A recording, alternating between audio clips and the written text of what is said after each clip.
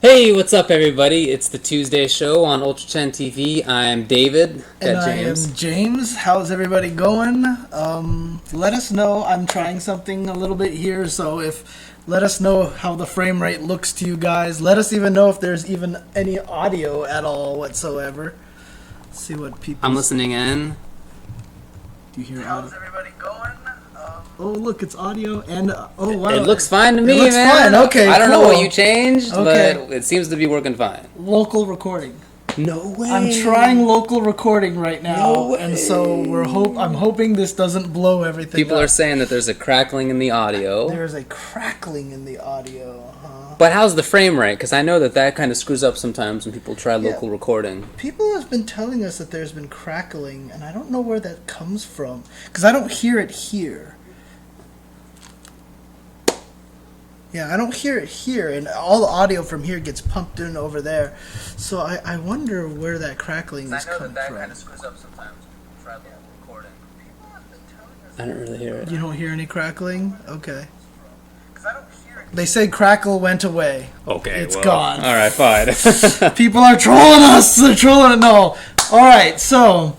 It's super helpful to have local recording because, sometimes the Twitch, like when we stream to Twitch, it gets screwed up, or at Twitch after we stream, it gets screwed up. Like both of those things totally happen. So sometimes, when I'm trying to put our videos up on YouTube, I can't just directly put them there because there are those issues. I don't really have the time anymore to edit and sync it, and so there have been some problems lately. So we totally need an intern. Nice. We Yeah, need an intern. We need an UltraChen intern, I swear. But in the meantime, we don't. So we're still doing everything in the ghetto way possible. So hey, whatever. That works for me. It works just fine. That works for me. No, I know. It wasn't a troll, guys. Come on. Oh yeah. No, absolutely. Yeah. So okay, cool. So. We were supposed to have the tutorial yesterday on Undernight In Birth EXE Late, and we couldn't do it because our expert couldn't make it. Mm-hmm. We were supposed to do it today, and our expert said, we're good for Tuesday. And then he couldn't make it. I mean, it happens. Yeah. And, I've been playing the game a lot. You've investigated it a little bit yourself. So, I feel like I could do most of it. I mean, I know the mechanics as well as anybody. None of us knows that super well, right? Mm-hmm.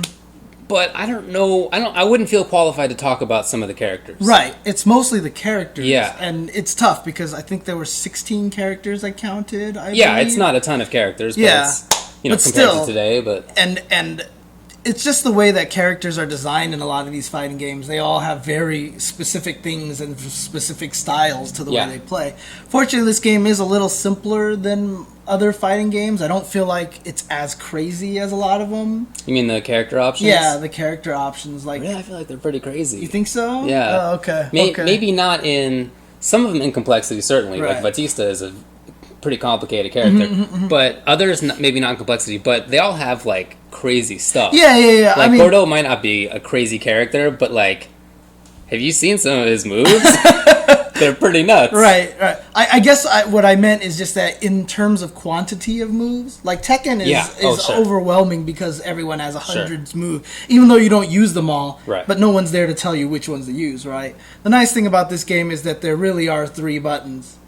And that's really it, right? And so it's a little bit easier. Even special moves aren't even 3 versions of it. There's only 2 versions and then the super version of it. I really like that, by the way. Oh, yeah. Actually, when I found that out, I was like, that's kind of neat. Yeah. But apparently that's very Melty Blood as well. Yeah, that's what I heard. And the chain system is very Melty Blood as well. So obviously we've never played Melty Blood. No, never have. I've always heard good things about it, but I never have actually played it. Yeah, but it's a lot of fun. So I mean, I've only managed to mess with trading mode.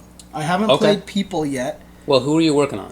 I am playing Nanase right now. Okay. So the 2 characters that looked interesting to me were I never remember her name properly. Yuzuriha.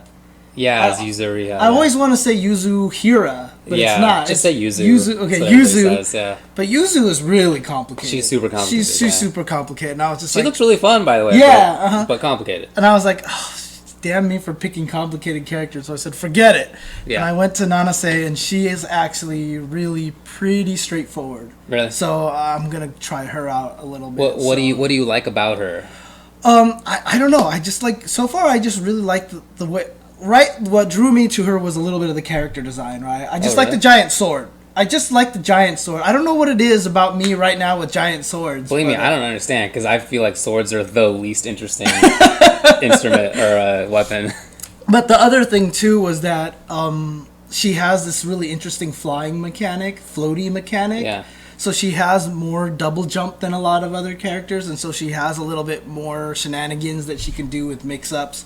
So that just kind of appealed to me a little bit. So there's cross-up protection in this game. Have you messed around with that? Have you noticed it? I read that, and that really made me sad. Yeah, so I was gonna say if you have like these little hop over things. So in the game, apparently, there's cross-up protection, which means that if somebody tries to cross you up, it's not actually a cross-up unless they switch facing the other direction. So you always block against where they're facing. Oh, really? Yeah, that's what I've read. And in my own experiments, that's been the case. Gotcha. Because there are some characters, and I think she might be one of them. Again, I'm not. I haven't investigated all the characters that much. But certainly some characters have jump moves that like flip them around. Oh, I see, gotcha. And in which case they can actually get cross-ups. Yeah, I'm actually starting to think that it's not necessarily the direction that you're blocking, because I watched an Anase tutorial video and he showed he's like, cross-up protection usually protects him in this case, but sometimes they get hit. Oh, really? I'm thinking it's just a distance thing. Maybe how far away you are from them or something, then you can, like the left and right becomes universal block if they're close enough to you. Or something like that. I don't know. That doesn't make any sense. If they're in the air and close to you. The game does some weird stuff when you're in the air. When you're walking away from somebody, you lose grid. Yeah. If you cross somebody up, after you cross them up in your jump, you lose grid because you're moving away. Yeah. Oh, I see. I see. mean? Gotcha. Okay. Anyway, it's weird. Yeah, I mean, but the thing about her is that every character. Yeah, it was Ori I was thinking of. You're right. Okay. So every character has a B and C move. Yes. That does something special that uses one grid, right? Right. So Nana says is her crazy flying. So I have a funny feeling if I'm going to be playing this character, I'm probably not going to have grid at any point in time. Because seriously, that thing is so useful. Like the flying ability makes her really, really tricky. So I mean, I'm super curious to try. I haven't had a chance to go online, but you've played a lot online. I have. How is the online? I really like it. It's good. It really is good. Yeah, Okay. I've had good connections, even down to like 2 bars. So it's out of 4 bars. 2 bars have been fine. Cool. Okay. 4 bars, great. 3 bars, good. Yeah, I really feel like it's one of the better online plays that I've tried. Nice. So I've been playing a lot of Wildstein, a lot in particular, but. Lately, the last several days, I've been working on Hilda a little bit. Okay. Hilda is like the zoner. Right. So originally I was working on Batista. Because when I looked at her, I thought that she's kind of a zoner character. She has kind of those options. Lasers and little fireballs and stuff. Exactly. Right. And she can do that stuff, but the way that she's played most optimally, it seems, after having watched videos and done some investigations, is not just like that, but also like she goes in and she has some good mix-ups and stuff like that. I don't really care about that. She kind of uses it to set up her ability to get in. Right. Okay. Yeah. Okay. So I'm instead messing around with Hilda. Her buttons are in like a lot of weird spots for me. So it's gonna take getting used to knowing like which spot on screen I can take up and when. I went online with her for the first time last night, right? And my very first match was against some Seth player. He was a mix-up character in this game. Vortex character. Yeah, kind of fast, yeah. And I got double perfected. Because I was just like, I don't know what button do I... Here's a knife, but like it whiffed on you. I don't know, what am I doing? Oh, man. Because like there are ranges where like if she's right up next to you, she can't hit you with fierces with B's or C's, only with A's. Right. And from farther out, she can only hit you with a C here, a B here. Like, you have to know exactly the right spots. So, I basically was like, all right, I'm going to go back into training mode, and I'm going to, like, see, like, exactly, okay, if you're right here, I'm going to do this exact button, things like that. So, Gotcha. I mean, it's gonna take some work. She looks really strong. I was watching a tournament in Northern California streamed by the Finest KO group, and Hanzo Gonzo won that. I know, I heard. Yeah, congrats to him. That's awesome. But he finally picks good characters. But the second place was a Hilda, and I believe like 4th place was a Hilda as well. So there was a couple of really good Hildas. I think one of the players was Payne, I think it was. Oh, Payne was doing it? MC Okay. Payne, I think it was. MC. Yeah, and somebody else was using Hilda, but she looks really good as long as you can get the control. Exactly. But as soon as Gordo got in, then it was Right. just like... She has no reversal. Yeah. You basically have like veil off and, universal stuff. Yeah. But she does build grid really quickly. She lets the opponent build grid quickly because if you play her right, then you're putting the opponent in block stun a lot, and like as you block, you build grid. But she builds it fast herself too. So like I feel like I'll have, there's the whole like this progression, right? Like so I have meter, which means I can do a chain shift, which means that I can do veil off. They're like I'm like moving all my like resources around. I'm like shuffling around. It's just like kind of a fun idea, but it's kind of attenuated. It's like, okay, so those 2 tutorials that we pasted last week that tell you how the system works and everything like that. Yeah. I watched them and I was like, okay, I think I get them. And then I finally got the game and started playing them. I didn't know what the heck was going on. And I even watched, like I said, when I was watching that tournament, I was like, wait, when do they activate Veil Off? Why are they activating it? Wait, how do you do like the Roman cancel thing or all this stuff? And so I actually went back and watched it again. So if you guys have watched it and haven't played it yet, like after you start messing with it, go back and watch it again. Because it actually helps. Okay. It helps a lot now that I haven't. So yeah, it's really crazy because like when you get into Vorpal mode, that's because you had more grid. But then if you activate your, I don't know what's it called, the Roman cancel burst, chain shift. The chain shift thing, then you transfer all the grid that you have left into meter. Turns into meter. Each block is worth 20 meter. Oh, okay. And yeah, and then if you activate Veil Off, you have to have at least 100 meter, but then you can keep, but then it like fills up and you can do supers at less cost or something. So if you have 100 meter and you activate Veil Off, does it automatically give you a full time bar, a Veil Off timer bar? Actually, I don't remember. Okay. Yeah, I was just wondering about all these things. So, for example, when you're in Vorpal mode, right, you can activate the chain shift to do the Roman cancel-y thing, right? But let's say you don't use it and the cycle fills up again. Do you lose your Vorp? Do you lose that ability then?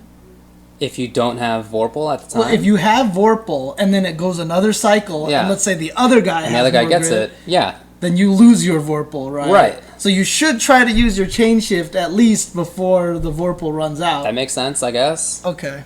Unless you're not that far down on grid. I don't know. I mean, again, like there are all these very interesting resource transferring ideas. Exactly. So Areki here says that it is equivalent to your current meter, he thinks, when you activate Veil Off. But yeah, like sense. I it's just like when I watched the game, like when you activate Veil Off, like what's the negative part about activating it? It's really just that you go into break, you go into guard break for a full cycle, right? You lose all your meter afterward. Right. It's unsafe on activation. It takes a long time to start up. It's like 20 frames or 20 plus frames. So it's really easy to safe jump. It's not a great reversal, but it is invincible at least. Okay. But yeah, it definitely has downsides. Right. Okay. Okay. For Cool. sure. But so it's a really interesting game so far. I really am enjoying it. What's up? Like you sound like my car mechanic. Gotta buy a new chain shift to activate my Vorpal. This is absolutely true. Yeah. Because I mean, the confusing thing too is even like specials are the super versions of like the special move. Like all the terminology is like all over the place, and it's really strange like the EX version is a super basically. Yeah, but they called them special or something like that. Oh, did we say that Veil Off causes guard or a gird break? It does. It does, right? No. It fixes it. It fixes That's it. right. Yeah. I'm sorry. What was the one that caused guard break? Was that chain shift? Or? Like I think the alpha counter does. Oh, that's what it was. Or if you try de-blocking, but like you screw up, like you blocked in the wrong spot, or if you get thrown. Yeah. Dude, the whole thing, it's so weird. Like there's so. I mean, I think it's cool. I really like it. There's a lot of little subsystems, and you can tell that they worked very hard using the subsystems to balance each other out. And I just really like the whole grid thing. So in case you guys aren't familiar with it, there's a little timer that like spins around, and when it reaches 12 o'clock again, essentially, whoever has more grid meter at the time powers up. And so there's this really intricate battle between trying to build your grid meter, but then if you know you can't build it, then you got to go on defensive and all this stuff like that. It's really interesting. It totally is. And you know what? I would love to use generic names, but what are the generic names for these things? You know, dude, there's nothing else like grid. There's nothing else like. I mean, I don't know what else you would call it. Exactly. So it's That's really it, man. hard. I mean, we can say alpha counter. We can say supers. We fine, can say but chain combos. yeah. I actually like calling the grid meter the Evo meter. The Evo meter. Because it looks like Evo logos, right? Yeah. So. Yeah, somebody says this is the most opaque one ever, the most opaque show so far.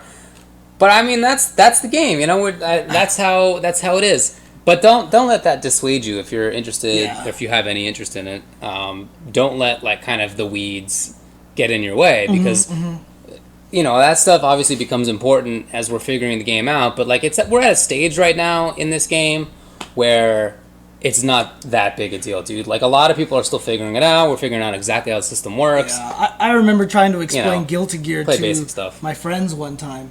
And I was like, so, here's Roman cancels. They take half of your bar. Yeah. But then there's the false Roman cancels. They took a fourth of your bar. Then there's burst, which could be used as a guard break, but then there's gold burst. And they were just like, I don't know what's going... Like, you can see the little dizzy meter over their head. And it really is just once you start playing it and start experiencing it, the systems kind of come into play and you start figuring it out a little bit more. You'll forget to use some of the systems from time to time. But, you know, that's just what practice will do. And I feel like the game is simpler enough in terms of just like sheer amount of things you can do that it's a little bit more straightforward. Yeah. So.